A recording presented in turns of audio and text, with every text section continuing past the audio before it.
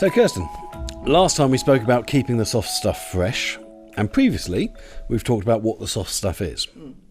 We also spoke about some of the human elements of that.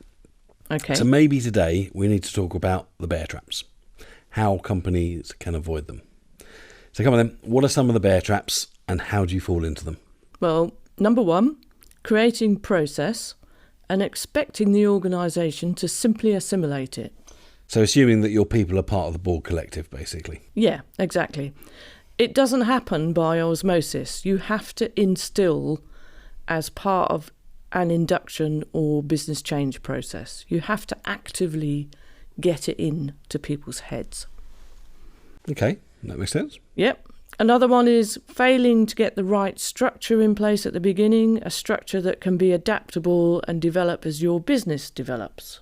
So, for example, you have a new customer asking for a new type of service. Yeah. And that should be a trigger for another process to look at whether your existing processes are suitable or need development, which might also mean looking at your people. So that sets an alarm bell for me. Okay. So remember back to our youthful days, and it's Sue Townsend's Diary of Adrian Mole. Yeah. He would do a very good revision planner for his exams. Yep.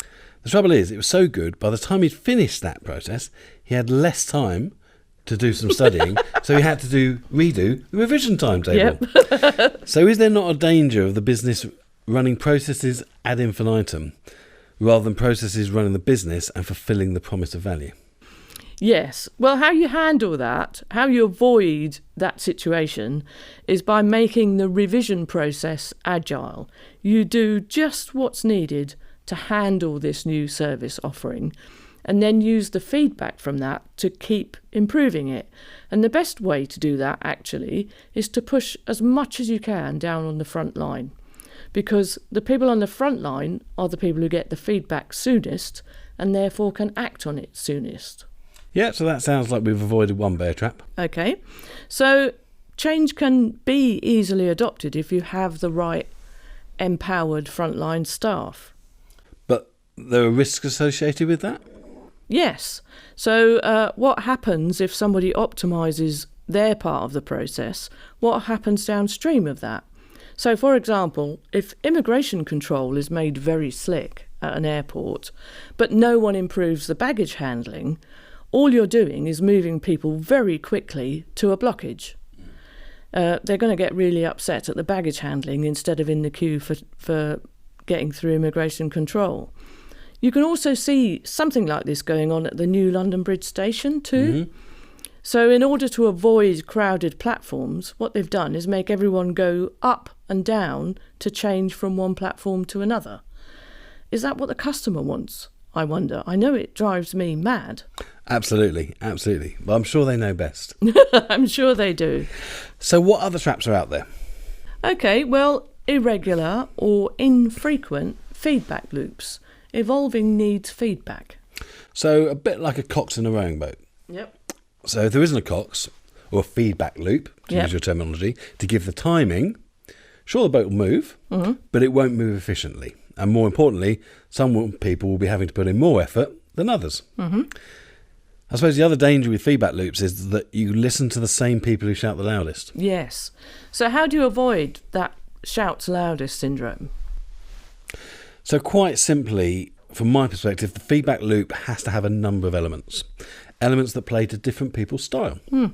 Whether that's a group meeting, a workshop, an anonymous suggestion box, all of these tools should be in your toolbox and used consistently. So just as your customers want to walk through different channels, Yep. so do your employers. Oh, okay. Oh, sorry, your employees. That's why one of my businesses, we use Zendesk, for example, which is a customer service management tool. Yep. It receives all our emails, our texts, our tweets, our Facebook messages. They all come into the system.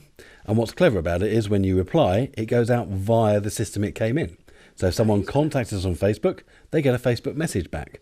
Vice versa with email, etc. No, that is lovely. And people should do that. People should do that with their customers. I know I've heard people complain that their customers are texting them when they really want them to call, etc. Yeah. Something like that helps the customer talk the way they want to talk. Yes. Which is brilliant. If the customer texts you, there's a good chance they want to text back. Yeah. unless they say, can you call me back? Okay. So are there any other pitfalls to avoid that you know of? Yes. Oh. Avoid shooting stars. Yep. So what do I mean by that? Well, company culture and therefore the collective performance can be seriously damaged by disruptive element.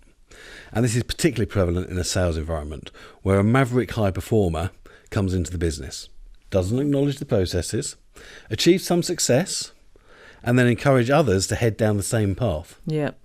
And the trouble with this is that these high performers can often be one-hit wonders who burn out and then leave a trail of destruction behind them. Oh, yeah. So the best way to avoid that is, as we've discussed previously, having a great recruitment process that can identify these individuals before they get in, and also strong business processes which highlight them if they already exist. Yep.